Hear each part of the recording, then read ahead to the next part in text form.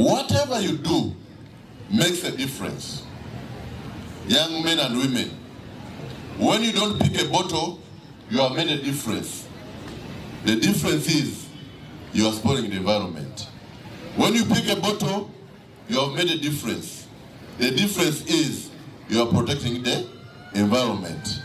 When you go home and don't tell dad to plant a tree in the compound, you have made a difference. The difference is you haven't promoted the environment. When you do ask mom to plant a mango tree, you have made a difference.